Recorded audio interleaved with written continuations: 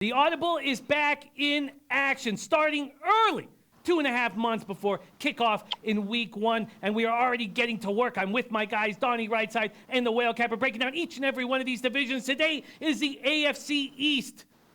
Wow, the Patriots. One torn anterior cruciate ligament away from them being a 16-time defending champion of this division. And again, they look better than ever. Same old story. The Bills have hope. There is hope in Buffalo. The Jets add Le'Veon Bell. Also add Quinnen Williams, C.J. Mosley. They're going to be better this year. And the Dolphins look awful, but they do have a new coach in Brian Flores who could give them hope. Donnie, is it just Patriots, or can somebody surprise? Somebody once said there, Jimmy, meet the new boss. He's the same as the old boss right now. If you just take a look at the odds in this division, it tells you the story. You have one team to win the Super Bowl 7-1, one team 50-1, one team 100-1, and one team 150-1. I think that's going to tell the tale of this division. It seems like it's the same old story. Well, Capper, could anything change? I don't believe so. No, we're going to go with no. The Patriots win the AFC East going away. And really it's just a matter of can either of these teams in the middle challenge for a wild card spot? One of the benefits of playing such a lousy divisional opponents, 6 games of your 16 means that you should be able to rack up some extra wins if you can be a competitive football team. Whether the Bills and the Jets, either of those teams can make a leap and, get 9 wins or maybe 10 wins, which is probably more likely what you need to get a wild card spot in the AFC, really is what it comes down to when you want to try to start handicapping this division and whether these teams can make the playoffs. Absolutely. And I'm high on one of them.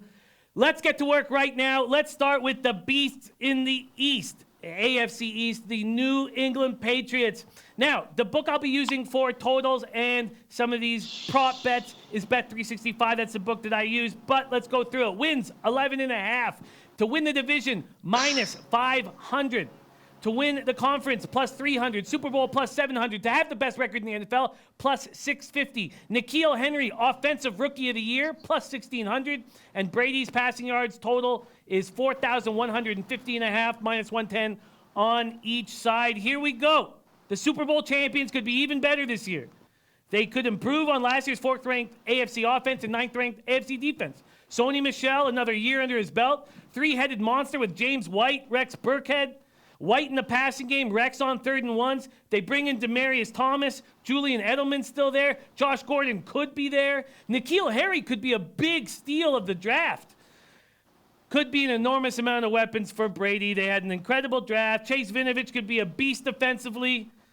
We just saw this defense shut down the high-flying Rams. I mean, is this team, Donnie, even better than last year? I don't know if they're actually better than they were last year. They lost a lot in free agency here, a lot through attrition, but it doesn't seem like that even matters. And it seems like they always play the same long game in free agency. The teams that win the offseason don't generally win the regular season because you're locking up a lot of money, a lot of moving parts coming in. Doesn't seem to be the case with the New England Patriots, but let's look at it. Like the alarming number that you see, the 11s or the 11.5s in team totals. Immediately you're thinking on the top of your head going, well, if anything goes wrong, that's pretty much going to be out the window. But even like a 5-year split, 12 wins, 14, 13, and 11, they're always going to be right up against it. What's not to like about the Patriots? You have the best coaching staff. You have the best, obviously quarterback in the game, maybe the best player to ever play the game. And then you stand them up behind a dominant offensive line. You roll a number of wide receivers through there that are just interchangeable. As long as Edelman is healthy, he's always open on 3rd down. You have running backs that can interchange, and you have a great defense. And let's not forget, I don't understand this part of it, and Whale Capper can get to this as well. The Patriots every year win their division. The Patriots always are supposed to have one of the tougher schedules. And then we look at their opening 8 slate. Pittsburgh at home, Miami, the Jets, Buffalo, Washington, Giants, Jets, Cleveland at home. It sounds like a 7-1 heading into the bye week and setting up yet another season where the Patriots are set up to dominate, where you just mix in a win here or there. And oh my God, the Patriots got 12 wins again. Yeah, what a tough team to deal with year in and year out. Whale Capper, are the Patriots better than they were last year? Are they your Super Bowl favorite? Not even close. No. This is I don't. Nothing about the way that this Patriots team is coming out to play in 2019 tells me that they are better. They've lost Gronk. They have Brady is a year older. Sonny Michel is not, had his knee scoped in the offseason. I don't think you can necessarily count on him being an especially useful part of your offense. N'Keal Harry, reports from camp are he is not impressing anything. And on top of that, it's not like the Patriots have ever drafted a wide receiver and converted him into a very useful, part of their offense. So, count me as one of the ones where I'll have to see it to believe it, that he's going to be, some impactful playmaker. And I don't think my approach to betting the Patriots this year is about exactly the same as it's been for the last, 5 years. Fade them the first 4 weeks of the season. They treat the first 4 weeks of the season as an extended off season. Because they have so many new parts on offense and defense this year, I think that holds especially true. They're not going to be covering spreads. I don't know how you can put this Patriots team on the field with the Steelers week 1, and you're saying basically on power number standpoint that the Patriots are 2 or 3 points better than the Steelers. That doesn't jive to me at all. I know it's opening, banner hanging night or whatever, but like that, these Patriots, especially early in the season, are not substantially better than the other cream of the crop in the AFC. All that said, you can't bet under their win total. They have, by every objective standard, they have the easiest schedule in the NFL. It's freaking crazy how this always goes down, but that's what happens when you, number one, don't have to play the Patriots, and number two, you get to play the Dolphins twice, the Jets twice, and the Bills twice. So there is legitimately 5 wins out of those 6. You can argue which one they surprisingly lose. Usually it's at Miami. I don't think that's really threatening this year, but it's the same old for the Patriots here. Don't bet them at this ridiculous price preseason. Wait till they look a little bit suspect, a little bit dicey going out there in the first couple weeks during their extended preseason. And then if you like what you see, if you start to see some of the pieces coming together, their offensive line is dominant again. If you start to get that whiff, then by all means back them then at a much better price than you're going to get now for Super Bowl champions or AFC champions. I personally, though, I'm not likely to be on that path this year. I don't think that they are likely to secure one of the top 2 seeds in the AFC. I see other teams in the AFC that I think have higher likelihood of getting to 12, 13, maybe even 14 wins. And if the Patriots aren't playing at home in January, if they don't have a bye week to kind of basically give them a guaranteed path to the AFC title game, things get a lot dicier for this team. They have a whole bunch of turnover in their coaching staff. They have a whole bunch of turnover at key pieces on their roster.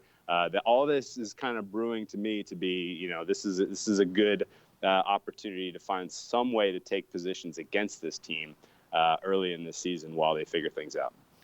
Well, you had a good look at that last year in the first 4 weeks. I loved watching it at IFBC last summer. Let's move on to the team I'm extremely excited about and was surprised when I saw their win total at 6.5, and that is the Buffalo Bills. Win total 6.5, juiced heavily to the over, minus 160 here at this book, under at plus 130, 10-1 to win the division, 50-1 the conference, 100-1 to win the bowl. Ed Oliver, defensive rookie of the year at plus 800. Josh Allen passing yards at 3,200 and a 0.5, 3,200 and a half. Bills are improved. So improved. There's hope in Buffalo. Josh Allen last year, 10 touchdowns, 12 picks, 2,000 yards. He did improve as the season went on. 631 rush yards. They add Cody Ford out of Oklahoma to protect him. John Brown comes in. LaShawn McCoy capable of having a bounce back year. A very strong defense. First round pick Ed Oliver is a beast. Donnie, is a 10-win season ridiculous? Because, I think a 9-win season is possible.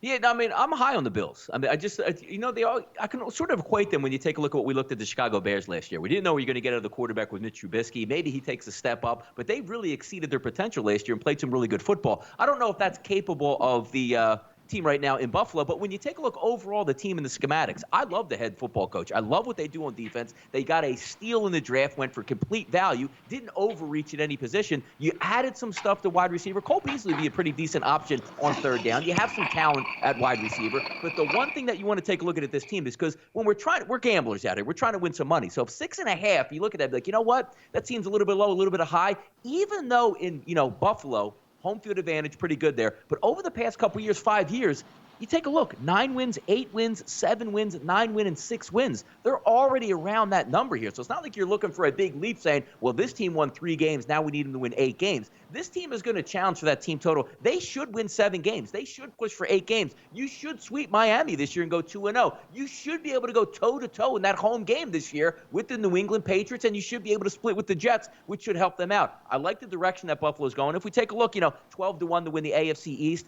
I don't know if they're on or as talented as the New York Jets, so I don't know if I would take a flyer on that. But the 6.5 heavy juice, they should get the 7 wins here this year, Jimmy. I think so too, Whale Capper. What do you think about this Bills spot? Well, for me, their floor is about 6 wins, and their ceiling is about 9. And I do see value on the over for their season win total. And it is noteworthy that between the win total openers and today, this has been the most heavily backed over of all 32 teams in the NFL. So the market in general is kind of drinking the same sort of Kool-Aid we are, which is this team is being undervalued to a degree.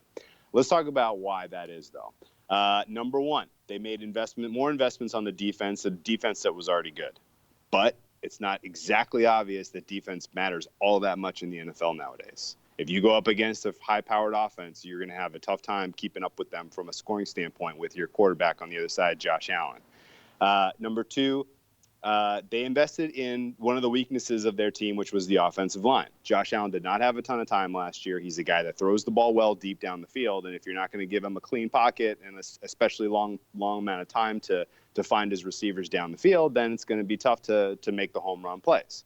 But they've done a nice job of addressing that. Presumably, you're going to have a lot better performance out of the O-line, which may give you some nicer numbers on Josh Allen. Josh Allen, though, is really where kind of the buck stops with this team. Some of the sharper folks I talked to in the NFL circles, handicapping circles, I've kind of made this case to, man, aren't the Bills undervalued? Like, isn't this the easiest one on the board? Like, Bills over? Like, look at their schedule. Like, I can make a compelling case that they have 6 wins at home this year. They have a legit home field advantage. They've got an easy home slate. Like, you're telling me all I need is 1 or 2 road wins to cash this over? Like, what's going on here? And everybody kind of says, yeah, but this is a quarterback league, and your quarterback is Josh Allen. And will it surprise either of you if we look up after a full season of play and we say, are you surprised that Josh Allen was the 32nd best starting quarterback in the NFL this year? It's not going to surprise me. He has a very, very difficult time completing some of the very basic passing that you need. A lot of his positive, value that he added to the team last year came in scrambling, which I don't think is repeatable. He is not necessarily working with an especially impressive group of weapons. LaShawn McCoy is a year older. You brought it up. Maybe he has a bounce back year. Maybe he's a 30-plus-year-old running back who's in decline and we never see him again. Like, that's an entirely feasible, reasonable, potential outcome here. And his receiving core is brutal. It's brutal. But, when you heard, who was it? Ian Rappaport made the mistake that the Bills had made a trade for Antonio Brown, and it was like, oh, okay, like that. That's an upgrade in their receiving core. I see what they're doing here. That falls through. He goes to Oakland. You look at their receiving depth chart. You're telling me Zay Jones has the ability to get open down the field and actually catch the ball? I need to see that to believe it. So there's a lot of question marks in the passing game for this team. And just kind of overall with the way that the league is kind of set up now, where that is your key to success week in, week out, it is tough to really be that bullish in the Bills. Although I will say with a number that is that low, with a defense that is good, and with a schedule that affords them some relatively easy wins, I think their team total over is the look here. I agree. Over 6.5, even at that juice, feels very attainable. Let's move on to the New York Jets. Also a win total at 6.5. This one even juiced higher at my book, over 6.5 minus 180. Division plus 650, conference plus 4,000, Super Bowl plus 8,000. Le'Veon Bell, comeback player of the year plus 400. Le'Veon Bell, most rush yards in the NFL plus 1,200. Le'Veon Bell's over-under for rush yards, 1,125. And Sam Darnold, passing yards, 3,650, juice to the over. Front office has been a mess. I do not like Adam Gase. This was a bad team last year at 4-12. Can Le'Veon Bell change that? 1,291 rush yards 2 years ago. It boosts anyone's offense. How much does Sam Darnold improve with Le'Veon Bell? Robbie Anderson and Quincy Enunwa will not provide much help. Is this a team that you just need to stack 8 in the box against? Quinnen Williams is a B. C.J. Mosley is a great pickup at linebacker. How many more wins does Quinnen Williams and Le'Veon Bell give them? 2? Is this a 6-10 team, Donnie, or better? No, I actually think they're better. I think there's a little bit of value in this team. I can see this team easily picking up 8 wins. The one thing that I do like is about the future of the Jets and where they're moving now. They get rid of McCagnon to get a real upgrade in Joe Douglas to run that front office. That complete mess under Woody Johnson and his family, that looks like it's all in the rearview mirror. The only problem is hopefully Joe Douglas can override Adam Gase and some of his crazy decisions that he likes. Now, the one thing I do like is, look, you're getting rid of a defensive-minded head coach and moving to an offensive-minded head coach. I always think that's a plus in the NFL because, as Will Capper said, and most of us agree with now, this is an offensive league. You have to keep up with the offense, not actually keeping up with the defenses out here. To one of your points there, Jimmy, I like their wide receiver core. I think they got some speed, Robbie Anderson. I think they got some durability there. Hopefully can get over the injuries with Quincy Enunwa and also bringing over Crowder. I think they have 3 outlets out there. And the thing I do like with a young quarterback, give him an offensive coordinator, an offensive system that's going to let him get out there and excel. He has 3 wide receivers that should be able to move the football downfield. Le'Veon Bell in the backfield should be a 3-down back, great at picking up the blitz when he was in Pittsburgh. Hopefully he's motivated with money this year, and I like what the defense is doing. You picked up some big names. You went down to Baltimore and got their bell cow at middle linebacker. You went out and got a steal to me, even though obviously you'd have to move up or down. Quinnen Williams falls to you. You take him. What the Jets are looking forward to over the next couple years, to me, they are rightful for the throne in the AFC East. If there's any chance that New England slips or falls, Tom Brady gets injured or something happens with the New England Patriots, this should be the team that should be able to pounce on that because I like the direction. Obviously, we're going to talk about Miami here, which is going to be a lot of fun in just a few moments. They're going to be out of the picture. Buffalo's, you're right. Quarterback conditions, issues that they have, that's still going to rear its head. I think they have the best young quarterback in the division. I think they have the best young talent in the division. I think it's going to show. 8 wins for me for the Jets. I think it's going to happen. Wow. Donnie, higher on the Jets than my Whale Capper, am I too low on these Jets? I don't think so. And I honestly, you guys' opinion is like the exact circle of why the Jets are a no bet, in my opinion. They are the volatility. This could go well or it could go to hell.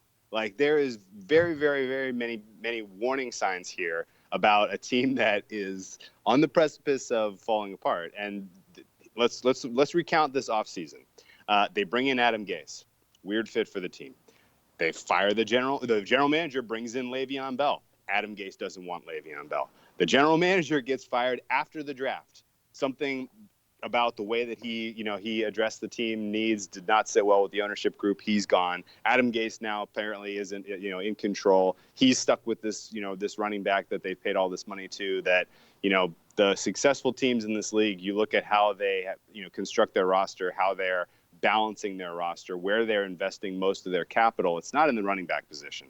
This was a luxury signing for them because they needed playmakers, because they lacked playmakers so seriously last year. All that said, yes, they have playmakers. All that said, Darnold may be good, but we haven't really seen enough play out of him to tell us one way or the other on what he's going to be able to do in this league. And, there's promise. He had some moments last year that were like, look, he's got the goods. He can make the throws. He's got good decision making at times, but we only got to see a little bit of it from him. And they did not address the offensive line, which was a big problem. And I don't love the recipe of offensive line with issues combined with young quarterback expected to make throws down the field to his weapons. A little bit of a volatile situation here where I think your distribution of possible outcomes is very wide. This could be another 4-12 campaign where they bring in a new general manager, he fires Adam Gase, and they start over again. or they could look, much better than their other AFC East counterparts because Darnold could take a serious step forward and be, a legitimate threat in the passing game in this league. And, it's worth noting Darnold is very young. He should have a lot of growth and a lot of development, and his reps last year should be valuable. But there's still enough question marks on, how they address some of the holes in this team that I'm not going to be getting involved financially on them all of a sudden being a competent franchise out of the blue, especially after just firing their general manager who signed Le'Veon Bell, who they apparently don't want. So this is a wild scene. Yeah, no, that makes a lot of sense. Both breakdowns very, very interesting. Now let's get to the Dolphins. To have the worst record in the NFL, plus 700. Their win total at 5.5 seems high. It's heavily juiced to the under 5.5, minus 150. Division 16-1, conference 60-1, and in my book, Super Bowl 125-1. Christian Wilkins could be a nice bright spot. Defensive Rookie of the Year, plus 3,300. The question is, how bad will they be? And I'm very interested to hear both of your takes. I like Brian Flores. He has his work cut out for him. Never been a head coach before. You have Josh Rosen, Ryan Fitzpatrick. Rosen goes 2,278 yards, 11 TDs, 14 interceptions, and that was with Larry Fitzgerald. In Miami, of Devontae Parker, hopefully Albert Wilson. Does Kenyon Drake step up? Wilkins is a beast. They do have a strong secondary. I've seen some outlets say they're going to win 3 games this year max. I mean, how bad is this team, Donnie?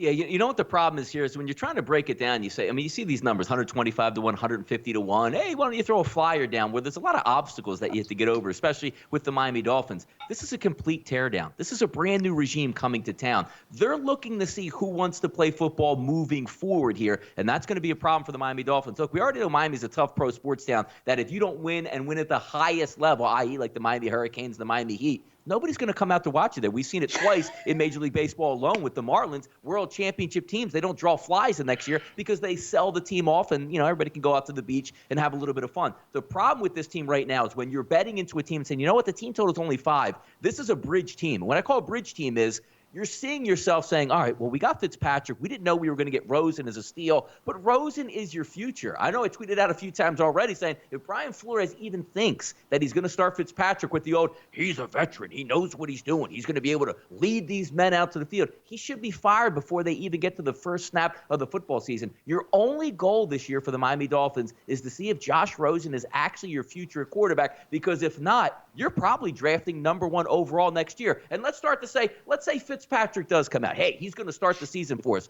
Good luck at this start. Baltimore, New England, Dallas, and the Chargers right out of the gate. So when you're staring at 0-4, can Brian Flores go, well, Fitzpatrick's played really well, he's going to keep us moving forward? No. You got to get the Rosen. You got to play it out. And for a team that's not worried about winning on the field this year, it's hard to back them, Jimmy.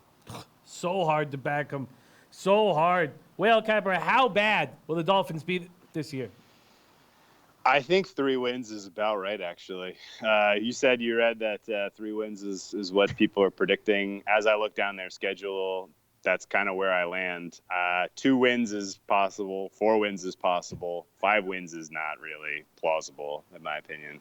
The reports you read out of minicamp, Ryan Fitzpatrick is beating out Josh Rosen in the drills they're doing and in the practices. Like, that's bad, man. And I know you got Rosen for a song, but, you look at their quarterback situation, and I don't see how they do anything other than position themselves to take a top pick next year. Presumably, they're going to be fighting with the likes of the Raiders and the Bengals for that number 1 overall pick next year, because all 3, I think, are going to be in the market for getting a quarterback. And if the Bengals are doing poorly, if the Raiders are doing poorly, the Dolphins are going to be incentivized to do poorly.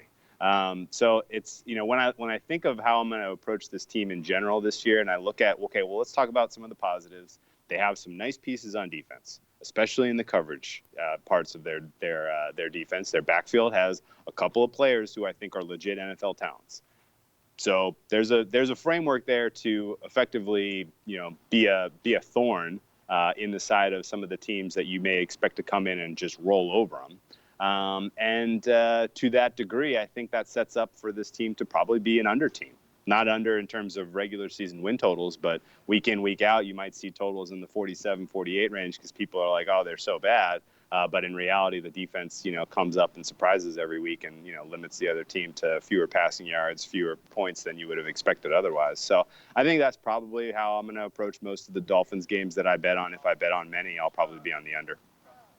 Yeah, breaking this down, I feel like the over with the Bills and the under with the Dolphins is so good.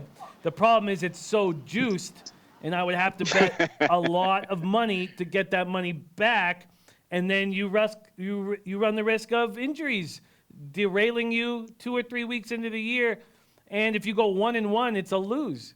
So it's a tricky dynamic, but they sure seem like easy spots. Donnie, what's your summing up of this division here, AFC East? Yeah, we're almost ready to turn the page on the AFC East. I mean, it's close. I think you're maybe 1 year out because, look, as well as, avocado ice cream that Tom Brady eats and how well he keeps himself in shape, sooner or later it's going to catch up to you because you even see him in the pocket now. Have you ever looked at Tom Brady's legs? Not when he runs, but just look. He is taped up like he's Godzilla back there just to keep him upright. One fail swoop that comes in, knocks him off, a hamstring injury, a knee injury for Tom Brady, and the whole house of cards comes down. But keeping an eye on this division, I think the Jets are the next team moving up there. But having said that, you just talked about earlier, Jimmy, the Miami Dolphins, even though it is juiced, you have to get 6 wins out of the Dolphins to lose that under. Give me that all day long.